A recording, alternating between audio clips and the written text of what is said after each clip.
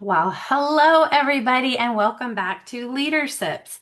I am so excited to be sitting here with an incredible leader in one of my favorite places in the whole world, Hong Kong, is Cynthia Lai. Cynthia is a governance leader and a board advisor and has over 20 plus years of experience leading transformation across multiple businesses and across Asia Pacific at OCBC Bank, HSBC, and the Bank of China there in Hong Kong. So, as a former executive director at OCBC, she led multi market teams through a lot of transformational change while maintaining zero regulatory breach, record proving that transformation and trust can actually coexist. Now, Cynthia is a board advisor, executive coach, and co founder of MetaOptix, a deep tech venture with 15 patents. Amazing. Congrats, by the way. Cynthia helps leaders build credibility and connection in an era increasingly shaped by AI. And we're definitely going to get into that because I know AI is impacting all of us in some way. Her story, and I can't wait to hear more about this, starts as from a perfectionist manager who actually lost team members to a leader who develops others, captures the evolution from control to empowerment style of leadership, and really reinforces why empathy, ethics, and clarity of presence defines modern leadership and especially the human advantage in this age of AI. So, welcome, Cynthia. I'm so happy to have you here today on Leaderships. Thank you, Colleen. Happy to be here. Thanks for having me. Of course. Yes, it truly is a pleasure. I have to hear more about first of all, I love your vulnerability as you talk about that you were once a perfectionistic manager, and then it's really shaped your journey to being a leader that leans into more empathy and connection. Can you tell us a little bit about that? Like, what was the pivotal moment that made you realize that that was not the way? Yeah, I guess the pivotal moment was when I led my very first team. Okay. Because I started as a management trainee at HSBC. So I am kind of the youngest person on the team, but I was the team leader. So all my team members, they are more experienced than me and they are older than me as well. Okay. One day, one of my very experienced team member came to me and he resigned. I asked why, and he said, because I couldn't stand with you anymore. I just felt I was not respected. Okay. You are just a control freak. Okay. This is Mm, exactly what he told me. I was really upset because he was a really good team member. He was really reliable and capable. That night, I went to a bookstore, okay, because I have no idea how to handle this. I just felt that, okay, should I tell my boss he resigned because of me? Or should I talk to my friend? I just feel so confused around. So I walk in the bookstore and I found a book around coaching. Okay, and then I talked to a friend who is a mediator at that time. Okay, and he shared his experience around mediation as well. So after that, I decided, okay, I need to learn something to help me to be a better leader. Okay, so I started to learn around mediation. So I got chances to learn new communication skills, how negotiation skills, etc. And then in the class, I met lots of people leaders, okay, from all walks of life, and they share lots of leadership stories with me. And they all share one key theme. They taught me that it's very important not just to lead your people, but also to coach your people. Okay. And that's why I started to learn about coaching. And that's the skill that changed my life actually, helped me to lead from like a perfectionist. Okay. At that point, I just revise all the PowerPoint produced by my teams. I just redid all the PowerPoints, and that's why my team member campaigned. But mm. after learning all those skills, I found that okay, I should respect what my team produce. Okay, so and that's kind of the starting point how I changed my leadership style as a whole. Wow, that's an amazing story. I love that you turned to books, to find what am I doing, but that had to be tough to hear. from somebody, right? Like, do you do you know where, and by the way, as a recovering control freak myself, it's not easy. I think when I look back and I think about, some of that is I think because people you've seen other people or you've been led that way as well, and there's very specific ways that people prefer things. But as we learn over time, leaders set the vision and the what, but how they get there is really what people need to do on their own, right? So how is when you started to evolve, what was the response then from people you were leading? I got positive feedback from my team members. That's kind of the starting point. I started to feel the dynamic change, the chemistry change. Okay, Mm, previously, it's more like I'm the team leader and they are my team members. Okay, we are working I like love that. that. Okay, I but love that. afterwards, I started to feel that, okay, it seems that we are working like a team. Okay, then I try to build up more around that leadership approach, and that actually helped a lot because I can say I was so lucky. I got leaders who trusted me so much. They actually trusted me more than myself. And they keep asking me to do new things in my career. So I got lots of chances to build new functions. And actually, I was in functions that I didn't know much. Okay. I still remember when I joined the insurance team, I headed up the insurance governance function, but at that time, I only knew about travel insurance, and that's it. Okay. But I was in insurance governance. I need to look after life insurance, general insurance, and even MPF in Hong Kong, the mandatory fund, retirement funds in Hong Kong. So it's huge. But because I know that, okay, now I work with my team as team. Okay, we are in a collaborative mode. So I was really honest to my team leaders. I just told them that I was new to insurance. I didn't know much. I only know travel insurance. So can I learn from you? Can Oh, we work together around? Yeah, it great. works. Yeah. That's great. But that takes a lot of vulnerability, right? To admit that you don't know how to do something. So was it hard for you, or did you see that? I mean, because so many people, I think, in my experience, pretend to know what they're doing, or they don't want to ever say, I don't know, and have all the answers, even though they don't have all the answers. So, what made you realize, like, this is the way I need to be with my team if I want them to respond, appropriately? I guess I found that this kind of a workable approach because when I started to ask for my team's advice, okay, Mm, because most of my team members they are even more experienced than me in the industry. So I started to ask for their advice. I started to co-create with them. Then I found that okay, the outcome was really good. Yeah, it's better than what I did before. Okay, so I found that it should work. Yeah, right.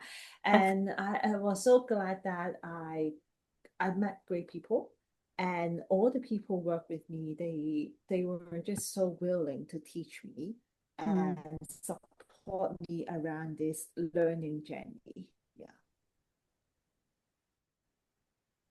that's so great. That's great that it's hard sometimes, though, when you're trying to evolve from traditional style of leadership to a more, like, I love that you use the term co-create. That's a perfect way to think about it is instead of saying you work for me, it's like we work together. Instead of I, it's we, right? But it makes all the difference in the world. And especially, I think to your point, it's neat to see that it does give people more empowerment. It helps them feel part of it. And then the results are going to be better, right? The productivity is going to be better. They're going to feel better, and you're going to get more work out of them. It's funny to me that people don't seem to make the connection, for that. That's great. So I know that leaders, speaking of leaders evolving their styles, right, from the traditional to a more co-creating, modern way of leadership. The change is so rapid right now. I feel like nobody can keep up in the marketplace. In fact, I think I read somewhere, I don't know if it was Forbes or Inc. or one of the business magazines said 2025's word of the year was fatigue. I think everyone is trying so hard to keep up. And then we're hearing, well, AI is going to save everything. AI is going to fix it. The AI will make it, all the mundane tasks or whatever. What do you think is the human advantage? Like, what can we do, in this age of AI to like help people, I think, thrive in this rapid changing in times? Yeah. I started to got in touch with I guess, well before ChatGPT, because back then I was with HSBC Global Digital and we were working on a chatbot. Okay. Mm. But the most memorable moment was that I was told that our AI team told me that, okay, we need human to help train the AI. Okay. We build, and the very first step, we also need human to organize all the data for AI, or the AI cannot work or cannot do the programming themselves. Okay. At that particular moment, I learned that, okay, AI cannot do all things. They need human to draw the structure for them, and they need the support from human to teach them how to respond properly to their customers. And I still remember that after years when we got ChatGPT. Okay. So nowadays, I guess AI really can help us a lot. I also use AI every single day. But I guess the most important thing is you need to ask why. Why do you need to use AI? Or Mm. what exactly is the problem you use AI to resolve? Okay. I got lots of friends talking about, okay, they need to reserve budget for different AI transformation, AI projects, etc. But all the time, I just ask them, why do you need to park aside their budget? Okay. What have you done apart from using AI? Have you ever taught your people how to use the AI? Because it's actually my own personal experience. When I was in banks, all the banks they use AI. They even introduce their internal chatbot, etc. But the tricky things was the people they were a little bit reluctant around using AI, or they didn't know how to use it. Either they just copy and paste the output from AI into report, emails, PowerPoint, etc., Mm. or they just refuse to use it. So I guess the question is the human advantage is more around how we make AIs as our companion, our tool, instead of being controlled by AI from Oh, that's certain good. extent. I really like that. That's really good. That's so helpful too, because I do think that there's a fear about, well, if I train it and I teach AI, it's going to take over my job. I'm right. I'm working myself out of a job essentially. Especially, I mean, I'm in the field of communications and I know a lot of friends who are writers, and whether it's on social media or digital, newsletters and sites, it's like, oh, we'll just use AI for that. And there's fear, just like there was when I remember the days of newspapers, print newspapers, and that was what everyone read. And now so much is just digital.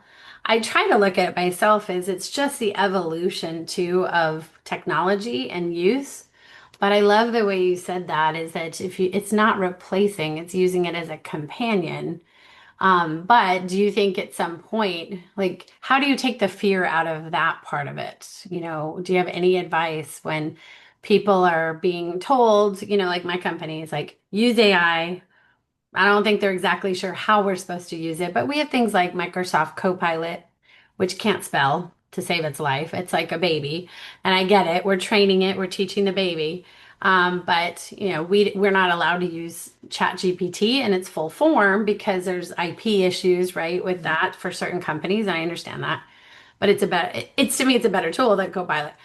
But I'm just kind of getting started in it too, and understanding, and it does come in helpful to help prompts, and prompt it to help me write an email or help me do a deck. Although I feel like it uses the same template it looks over and over again. It's not that creative.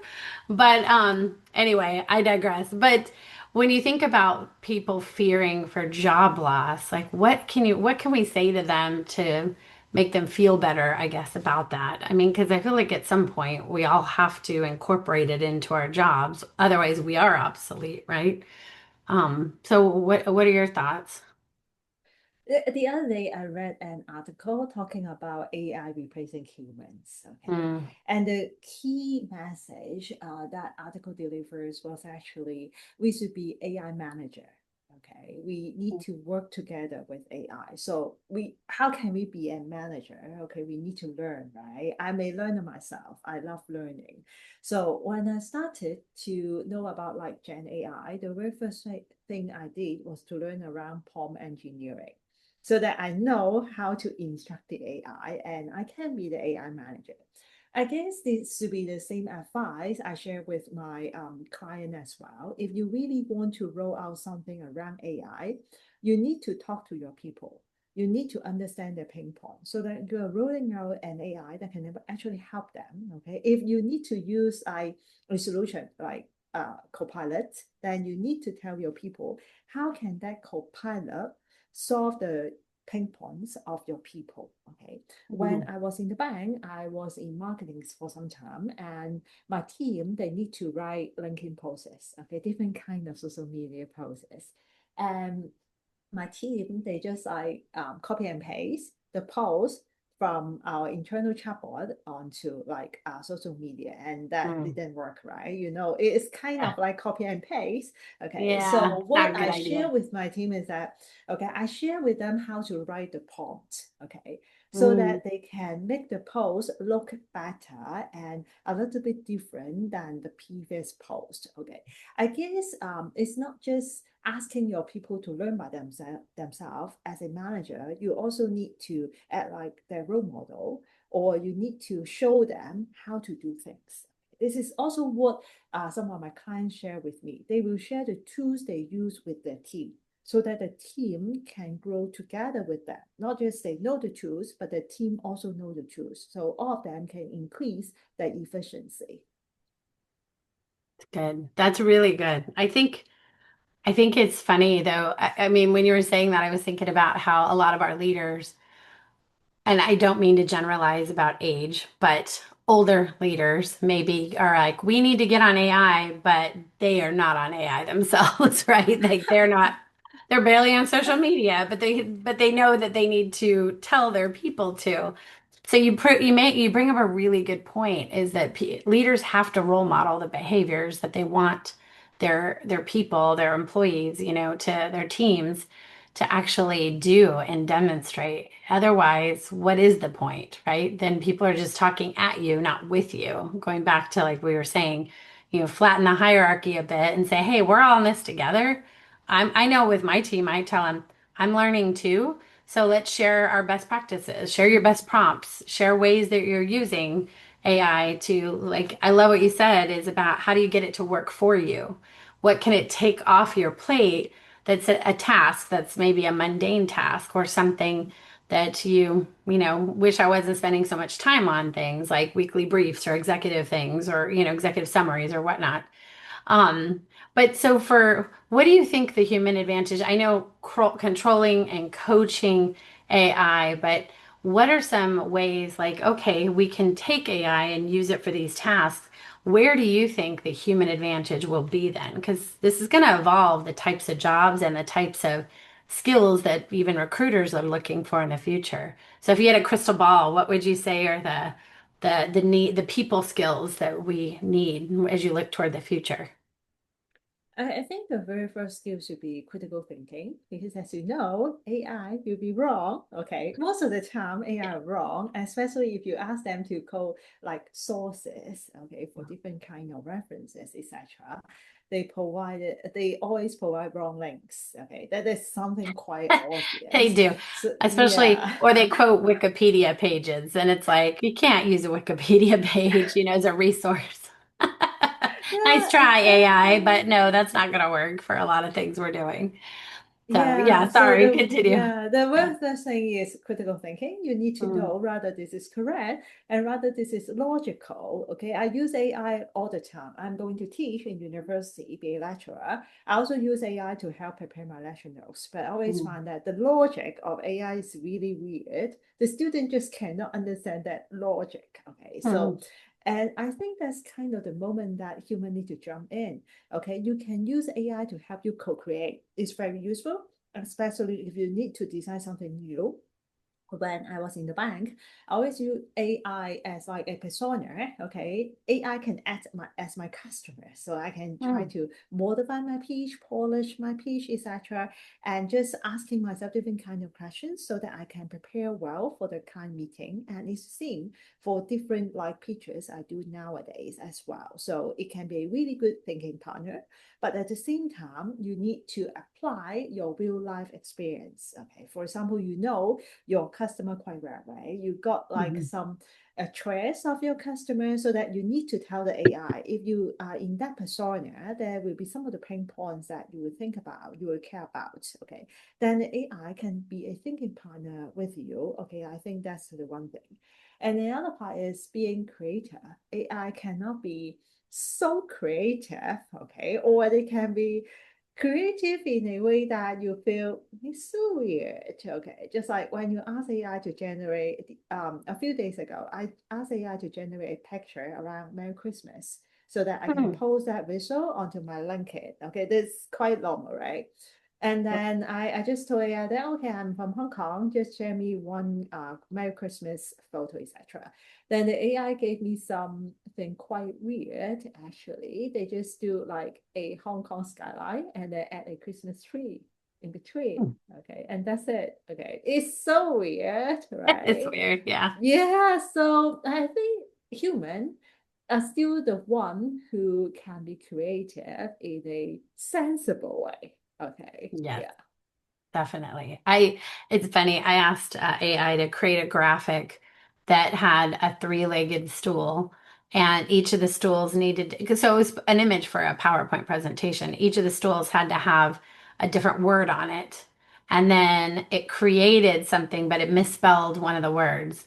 Then I had to tell it back, okay, fix this word. Then it misspelled another word. I kid you not. I think it took me like an hour and a half, and I'm like, I could have done this in Canva like half the time. So, yeah, the spelling parts kill me. And then it was weird too because I realized too some of it's my prompts, right? So I've since learned this was my first kind of foray in playing with it that you have to tell it like keep the graphic, keep the image because it kept trying to change the image even when I wasn't asking it to and regenerating something new even though I was just trying to get it to spell those three words correctly. So it's a little, yes, it's a little crazy, and sometimes it does weird things, but you have to get more and more specific, I think, in the prompts as well. So, oh, so interesting. It's going to be an interesting world, I think, in the next 5 to 10 years to see where this goes, and how far it takes us or doesn't, or how it evolves the types of jobs out there. Or maybe it doesn't, and we all become the servants to the robot overlords that are eventually gonna know. I'm just kidding. Sometimes I feel like we're like working in a sci-fi movie. We never know. I'm teasing. Shifting gears a little bit. So you've had so many cool jobs and done so many different things. What is something that you feel like is just like characteristics of the best leaders that you've worked for? Open is Mm. definitely the first choice. Okay, I've been working with different types of leaders. Okay, we got a lot different type of leaders in banks. Achievers are the most frequent types of leader I met, and a Mhm. number of them they have really strong wills. Okay, so they are really smart as well, and that's why they have the whole plan. And what you need to do is just to execute. Okay. And if you work with those types of leader, okay, for sure you can learn a lot because they are really smart. But you just feel that, okay, is this my product? Is this something that created by me? Okay, you always got those kind of questions because you are just kind of the executor. Okay. But for some different kind of leaders, I'll work with those who are quite collaborative. Although they have their own strong views, they are really experienced in the field. They listen to you, okay, and they kind of co-create the solution for you. Then you know that, okay, this is kind of my product, this is my solution because I'm part of it. And you feel the ownership you want to have, and you have the sense of fulfillment that all of us love, right? So this is kind of the second thing, being open and being collaborative. I guess the third thing is being visionary. Okay. So because all of us need some kind of goals to work hard, okay? We all need motivation. So if you work with a leader who only talk to you around, okay, the business target tomorrow, then definitely you will feel that, okay, how about the day after tomorrow? You will still be here, Yeah, okay? But if you totally. work with someone else who share the vision, the picture with you, like for 5 years later, what will happen? Okay, how Yeah. you can help change the world, how you can help create the values, definitely you will feel more motivated. Okay, I think that's kind of the types of leader that can keep you in the team, yeah, instead of driving you away to elsewhere. I love that. It's so true. I mean, I think when you, especially when you have somebody who's very collaborative, very open, it's like you were saying about AI, it's like it's just part of your team. But yeah, visionary leadership is everything. And I think it's easy to get caught in the short term, right?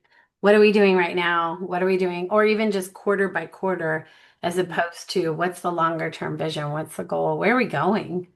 Right? Like I feel like it's so easy to get very task oriented, to-do list oriented, day to day. And then sometimes, I don't know about you, but at the end of the day, I'm like, did we actually move the needle? Did we actually move anything forward? Or did we just get caught up in swirl and tasks and, and forget what the bigger picture is and what the long-term vision is? So important, I think, for leaders. It's hard. What I would love to hear your thoughts though. Like, how do you set a vision when I think people are nervous to even think past 6 months to a year because the marketplace does change so rapidly? Like, what advice would you give to leaders about setting a more future state or a vision? I think it's more around having a roadmap. Okay, it's not possible to reach your end goal today or tomorrow, but if you have like a roadmap in mind, then you can share that with your team so that your team will know that, okay, if I stay, I will learn more because you got a roadmap to something great, something really amazing. Okay, I think that's one thing. Another thing is that this is actually the question I ask in all my one-one or development conversation with my team members previously.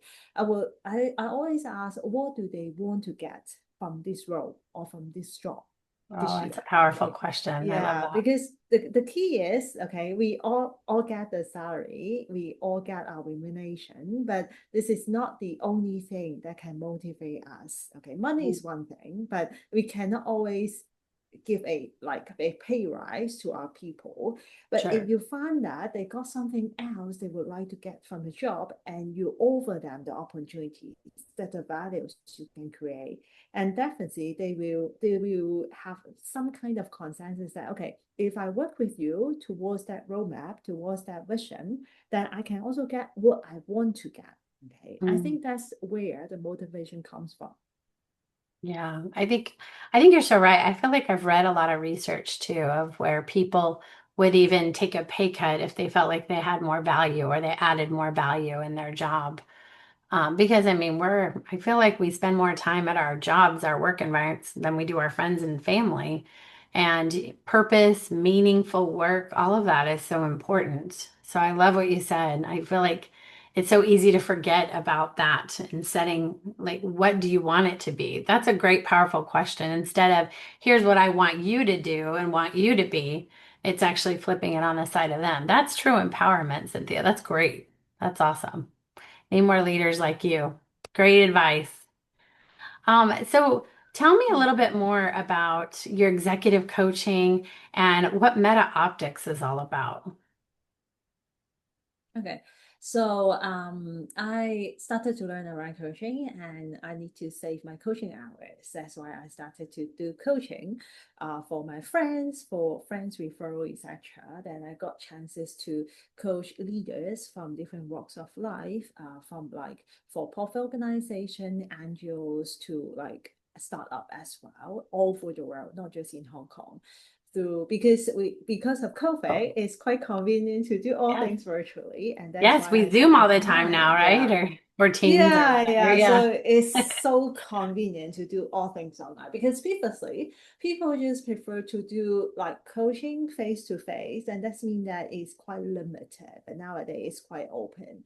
So I have done executive coaching for like founders, for like leaders of NGOs, definitely people from finance and banking industry as well. I learned really a lot from all of them. They are all really smart people.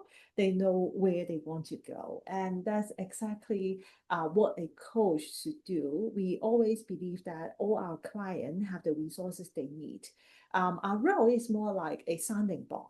Okay, Mm, so we do yeah. summary for our customers, and we offer tools for them, and also co-create think and serve as their thinking partner. Okay, I got one client. She's in the tech industry, the big tech. Okay, she is Mm. an executive with the big techs, and she loves self-coaching with AIs, with different kind of Oh, LLM, it's Gen so AI. interesting. Yeah, she is an Wow. expert around all this. But that Okay. day she come to me and I asked, okay, you're kind of an expert of AI. Why do you need a human coach like me? Okay. Right, right. She told me that she just found that the AI, because her AI agents knew her so well, they just started to offer her something that really aligned to what she Mm, wanted. Okay. that makes But sense. she will, Starts telling you what you yeah, want to hear, right? yeah, exactly. The Oh, it's emotional values, fascinating. right? Yeah, Yeah. yeah. That's And fascinating. That's so interesting. yeah. And that's Mm, why she came to me and she said, okay, I would like to have a human who will challenge me instead of just follow my thoughts. Okay. And that particular moment, I found, okay, I got some values as a human because I yeah. will say something else. I will challenge my client. That's one of the very key thing I learned. And definitely I also learned a lot from how they lead people, how they run Mm, different kind of transformation. And that's all the things that I apply to my entrepreneurship journey as well. MetaOptix is a really early stage startup. We are still working on our MVP. Our core capability is around super surface optics. Oh, I know it's really technical. So what's our use case? Our use case is something that you use every single day, Face ID. Okay, you have it on your phone, and what we are doing right now is that we try to do something. We are doing kind of the hardware is we call it a modules because it's not just a hardware. We also got mm. AI algorithm with it so that you can kind of control it. Okay, the key is control AI, right? So Yeah, you yeah. can kind of control your hardware. We are building a solution that is the model is actually smaller than that of Apple's, okay, but it's Mm. as accurate as Apple's solution. And Wow. Apple will not sell their Face ID solution to their competitor, okay. Sure.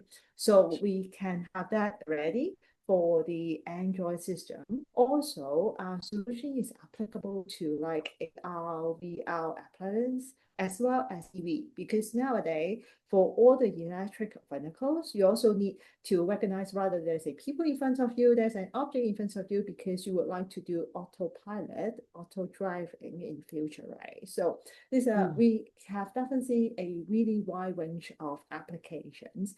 And to start with, we are going to work with like manufacturers of digital devices because as you know, even okay, I read the news again, is around that we will not use smartphone anymore in 5 years. Okay, that's what we heard. Really? Okay, but Okay. for us, Interesting. I think yeah, we believe that is okay because no matter whether you call it an iPhone or rather you call it a smartphones, okay, you need some devices, right? And Mm-hmm. we are also lazy. We don't like password. Okay, so how can So you true. unlock your devices? Face ID, biometrics, right? So we Mm-hmm. still believe that we got kind of quite a lot of market demand and opportunity to explore around in this area. That's fascinating. That is so interesting. It's interesting to hear too that in 5 years we may not have smartphones. I was reading somewhere that some of the younger generation are going back to dumb phones and digital detoxing and stuff. So I think it's fascinating to see like I don't think we go full circle, right? Over and over again. I feel like I'm old enough to have seen this go full circle again. So I feel like this next generation will probably be like, no, we want to meet in person more rather than just Zoom and Teams. And then the next generation will do the opposite. But it seems like technology is here to stay, right? To some extent. It's just in how we use it. So I don't know, it'll be interesting. I have a few friends that have those meta glasses. But that to me feels like that would be so distracting I mean, I wear glasses Mhm. obviously, but like the meta glasses and I don't know if that's the future. Like we all just talk to our glasses and it tells us things. I don't know. It's a little, again, little too Ready Player One for me. Like it's getting into that world a bit much. So, but that'll be interesting. It's so fascinating what you're working on, though. I think that's so cool. And that you're also doing executive coaching and realize that you can't really have all the building of these platforms and these, programming and stuff without being leaders of people. So I asked you about what are some of the best leader qualities. What are some of the worst leadership qualities like that you've experienced? Oh, micromanagement. Ah, I amen. hated that. Yeah. Cheers. I'll drink to that. That is the worst. Yeah, once I got a manager who loved micromanagement. Okay. Mm, I was kind of in a not junior role, okay, after working hmm for like over 10 years, and she helped me design my day. Okay. She helped me, Wow. okay, design my day by hours. Okay, that's Wow. crazy, right? That is Yeah. crazy. Yes. Yeah, but some of my friends said that I share my experience, and some of my friends said that okay, it's good for you because you got okay really good pay for your role, but then you got Mm, someone manage your tasks, so you kind of can save some of the effort around, but that's not me really. So I just cannot stand for those kind of yeah. people. I mean, because then Yeah. it's like you might as well have a robot, right? Yeah, If you just want to tell somebody what exactly. to do, here's AI, here's a robot for you or something. Yeah. Because then you don't really get Yeah. to think for yourself, right? That's the worst. Micromanagers are the worst. Yeah, I think the second type is those who love to interrupt when you Mm, talk. It's kind of the communication skill issue, I guess. Okay. Especially, I guess, in Hong Kong, we got quite a lot of people who are really fast paced. So mm, they love interrupt you. If you speak a little bit slower, they just interrupt you and they just share the experience and so. But yeah. then, especially after learning coaching different kind of communication skills, I just find that this is something really toxic. Okay, you actually disrupted not just the conversation, but also the relationship as well. Because when you got interrupted by someone, definitely you will not feel good, right? You will not like that particular person. And in the long term, you are destroying the trust between you and your team, or maybe you and the stakeholder. So I think this is something that we need to be careful around. It is quite natural to do so, especially if you are working with someone who is a little bit slower pacing or moderate pace, to be put it like that. Yeah. It is, that can be challenging. I mean, as somebody I know for me, I I struggle with active listening, and that's definitely something that it's not that I don't want to hear from other people. I think quick on my feet, and I'm an outward thinker, I'm an outward processor. So for me, like I'll start talking, but it's also the way I process, as opposed to some people process inwardly, or they need to digest, they need to step away, come back later. And so, definitely as a leader, it's important to understand that. But yeah, interrupting, you're right. I feel like those two, and you tell me if I'm wrong, micromanaging, interrupting, and that communication, I think it happens when people are very insecure, right? Like insecure leaders. Yeah, I think so. Maybe because they love the control. They want that sense of security. Okay. If you they if they micromanage, that means that they can control all the things. If they interrupt, that means that they can share the experience with all the others, and very likely their opinion will dominate. And they control the whole thing. So every time I got this type of clients, they talk to me around the communication challenge. I will share with them that there are different types of behaviors when we observe how people act around. Okay. Mhm. So after they understand different types of behaviors appear, for example, we got people who are moderate pace. We got people who are more task oriented, who are more people oriented. Then you can feel from their how they talk or how they act. Okay. If they are moderate pace, they will speak a little bit more slower. And if they are task oriented, they will keep asking around the deadlines. If they're people oriented, they very likely they will share more around the feelings, the emotions of people, etc. So if you try to think from their perspective, you will know that why do they act like that?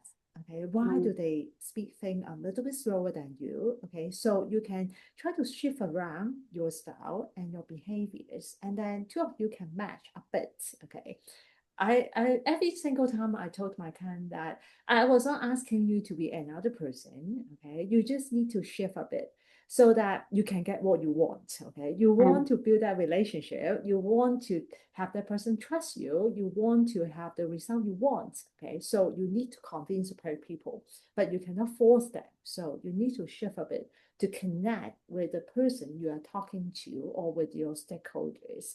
I think that's all the leaders need to learn around communication skill. It's not just thinking from your perspective, but you also need to think from the others. When I learned NLP, neuro linguistic programming, one of the key things I learned from the program was that when we communicate, the key responsibility is actually from the person who speaks, because you are the one who are delivering the message, no matter it's verbal or non-verbal. So you own the full responsibility to make sure the person opposite to you understand what you would like to deliver. Sorry, I have a tickle in my throat. Yeah, Go ahead, keep sure. going. Um, yeah, I appreciate that point of view because I think so often we forget as the people delivering the message that it's our responsibility to make sure the message is received. Rather, I think we tend to put it back on the onus of the person receiving the message, like, well, how can you not understand me?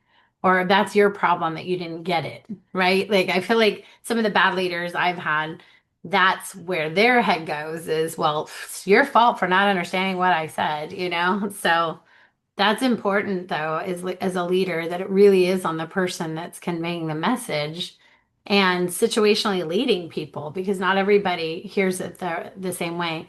You touched on something that I want to pull on the empathy, right? It's how you were describing of really understanding that other person. Empathy is so key. How can people build empathy? I feel like we throw empathy around a lot. You hear it a lot in articles and, journals and learning and leadership. But is it a muscle? Can you grow it? Like, how, in your opinion, can you really like increase and enhance your empathy as a leader? I think empathy is something that you can grow and you can train yourself around, just like emotional intelligence. Okay, if you Mm, really want to do that. Okay, if you don't want to, it's not possible. It's always the thing. If you don't want that's to fair. change, no That's one can fair. force you to, right? So Hmm. to be more empathetic, I think the very first thing you need to be empathetic around yourself first. Okay, this is Mm, also what I heard quite a lot from my clients and also my friends who are leaders in different industry.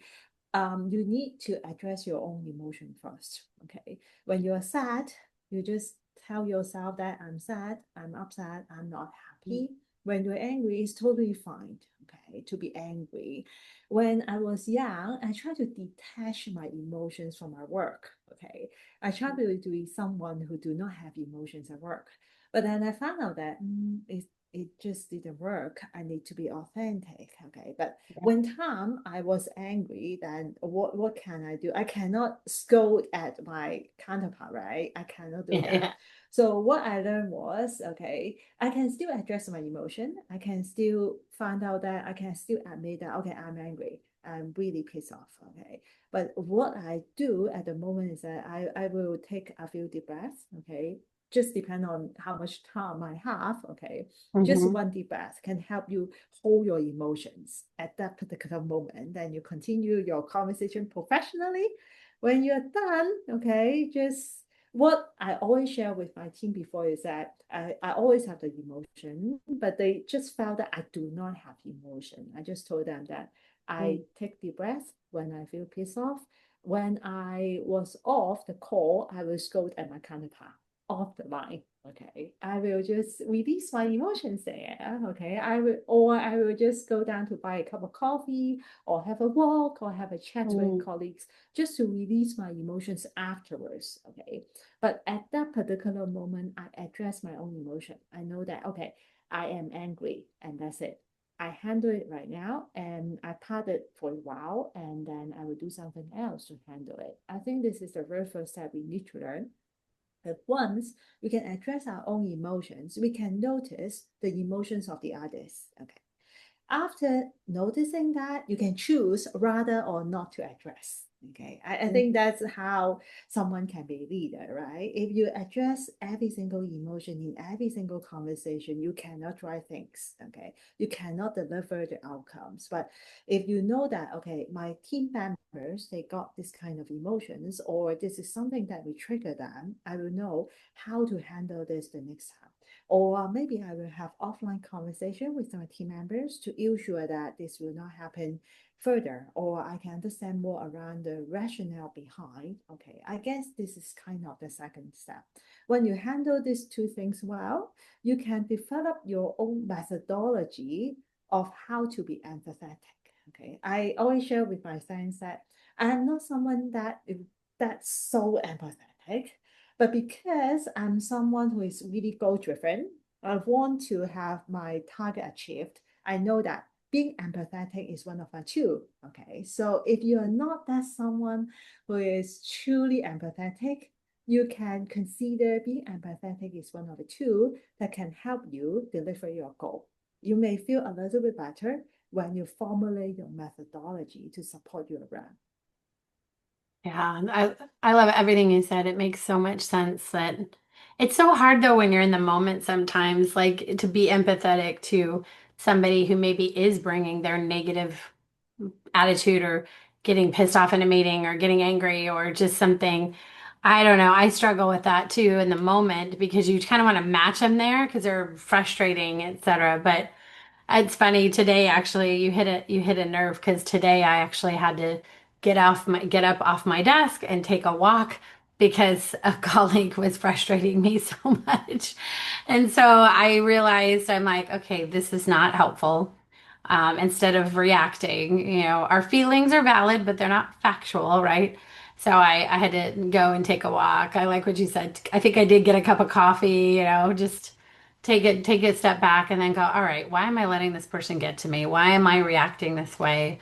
And really, I think sometimes, like you were saying too, it's like when you really think about it, or if you have empathy to, they're under a lot of pressure as well to deliver on something.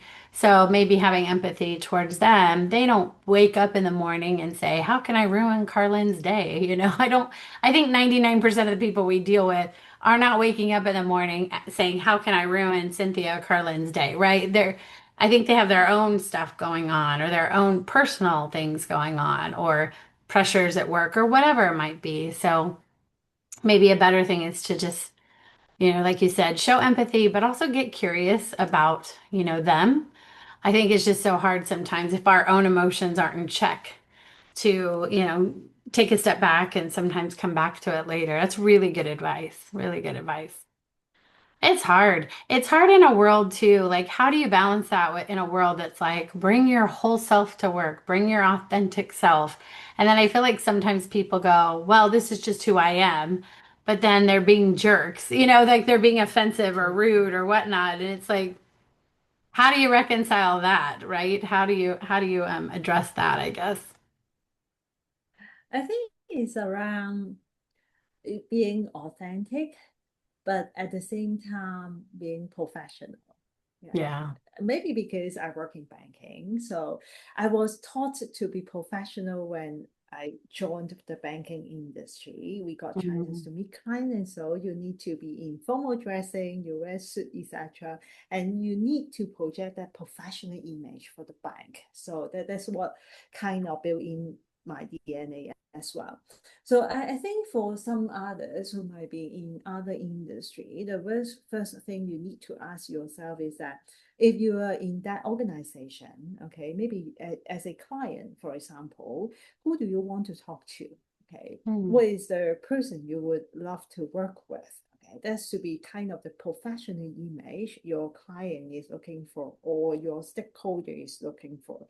So maybe that's kind of the line that you need to set around or the boundary you need to set around. Outside of that, you can be yourself, okay? But it really depends on how much do you want to show to the people working with you. For some people, they might think that, okay, they are my colleagues, they are not my friends, so I can be authentic, but maybe just 20% of myself. I think that's totally fine because it's how you define yourself, how you like to project your image in your workplace. But I think the very bottom line is that you know what that professional image should be and how much you would like to show to the people working with you, your counterparts. Yeah, that's really important, I think, to differentiate.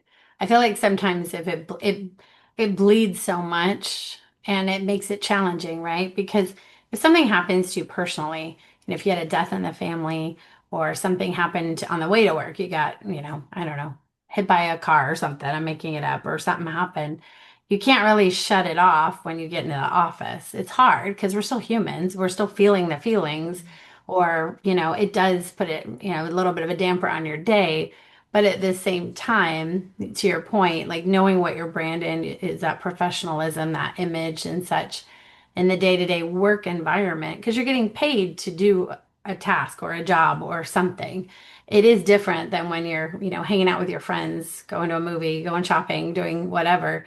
It is different, and there is certain protocol and cultural norms in your whatever your industry and such are. So it's just fun. It's funny when you just see like the different generations, I think, interpreting that so differently as to what that means. Especially I lead a lot of younger people, not just millennials, but like Gen Z, and they wear their hearts on their sleeves, and they're emotionally, always bringing into work everything that's happening, and really sometimes struggle with hearing feedback and such. And then, older generations are like, it's work, whatever. Like you get the feedback, you move on, whatever, just it's just a fascinating dynamic because there's so many multi generations now in the workplace these days, probably more than ever, I think. Yeah, that's pretty true. And I guess asking, even for the younger generation, I did work with a lot of intern as well. They're just Mm. university students. And every time I ask them, okay, if you walk into a bank, who you would like to serve you? Rather you would like someone who Ah, is that's a like good very question. casual or someone just in a suit and being professional, sharing professional knowledge, different kind of things. Every single time they told me that oh, I would like to have someone who is knowledgeable and professional. And then the Yeah. next moment, they will know that, okay, if I really want to build a banking career, they need to shift toward that image or that a level of professionalism, or else they cannot survive in this industry, or they will be Wow. someone that their customer don't like. Yeah. Yeah. Or go be an influencer and start your own YouTube Yeah. channel. Yeah, definitely. Yeah, true. Which I think is what a lot of people do. But you're right. I mean, there's definitely different paths for a reason. If that's not for you in the banking industry or the financial industry, or there's definitely a different expectation, and that's okay. It's the way it should be. So, Yeah. I want to ask if you had a time machine. See all this talk of tech. Let's Mm. pretend you can go back in time. What would you tell your younger self? Like, what advice would you give? Like, maybe you're just starting out in your career. What advice would you give your younger self? I will told my younger self that just didn't spend all your time at work. Okay. I am a workaholic. Okay. So I keep Guilty working as well. long I hours. understand. Yeah. Yes. Yeah. Yeah. So, and I just keep working even during lunch hours. I just have lunch pauses and I have my lunch with my laptops. Okay, that's what I did. So I'm also the guilty of that too. very, Yeah, yeah, I exactly. And so understand. the very important advice that I will tell to the younger version of me is that you should go out for lunch with your Mm. colleagues and your friends. Okay, don't have lunch with your laptops. Yes, that's great advice. That's such great advice. Actually, I'm going to take your advice too because I still do it. I'm terrible about eating at my desk. And Yeah. just, yes, with my laptop, same thing. Or isn't it terrible? We're on so many meetings. I'll like turn camera off and eat while I'm in a meeting. It's so bad. It's so bad. That's great advice. That is great advice. I know. I also am a workaholic. I've been working since I was 15 nonstop, and it's great. I feel grateful. We're blessed, right? Like that's great, but there also is definitely the relationships are so important and doing for, other having hobbies and doing other things outside of your job so important. That's really good advice. Thank you so much. Well, Cynthia, how can people like connect with you? People who are listening, how can they connect with you, learn more about you? Um, I'm really active on LinkedIn, so yeah. I'm happy to be connected on LinkedIn. And definitely, if you're interested, we can have like a one-on-one chat. If you're in Hong Kong, definitely we can meet face to face to have coffee or else. I also do quite a lot of virtual chats as well, because I think although we are in the AI era, it's very important to have that human connection, even Yes. virtually, Yes. because you got lots of stories and lots of inspiration from those conversations, and that's kind of the things that can help us build a human advantage. You will learn how to communicate by talking to others, and you will learn how to be empathetic because you got a human to practice around. It's really important to do so. Yeah. I could not agree more. I could not agree more. The human element is so critical. And to your point, I love your stories and your background, and that is nothing you can get with AI, right? When people talk to you, you have real life experience, human experience, and that's so important. So I just appreciate you so much being here today. But I forgot to ask you the most important question. Are you a coffee drinker or are you a tea drinker or something else? What's your favorite beverage? Since we're I sipping, love right? We gotta coffee. sip. Yeah, I love coffee. I Yeah. cannot survive without coffee, actually. Yeah.